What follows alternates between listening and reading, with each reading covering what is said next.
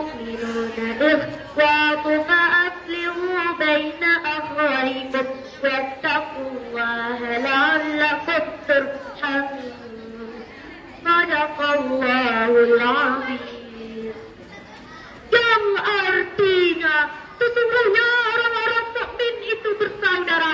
Karena itu damaikanlah kedua saudaramu yang bertikai dan bertakwalah kepada Allah agar kamu dirahmati. Teman-teman yang saya sayangi, atas nama kemanusiaan dan sebagai sama umat muslim, kita harus ikut membantu mengatasi krisis kemanusiaan ini dengan kemampuan yang kita miliki masing-masing. Bantuan kita wujudkan dalam bentuk material maupun moral untuk membantu kesulitan yang dihadapi oleh rakyat Palestina.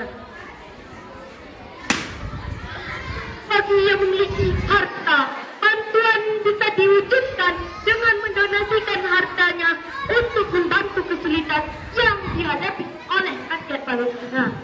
Teman-teman yang saya sayangi, di samping itu, bantuan perjuangan rakyat Palestina dapat berupa dukungan moral dengan senantiasa mendoakan agar perdamaian segera terwujud.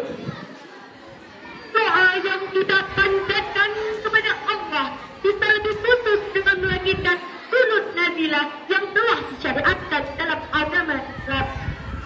Rasulullah Sallallahu Alaihi Wasallam pernah melakukan kunut nazilah selama sebulan.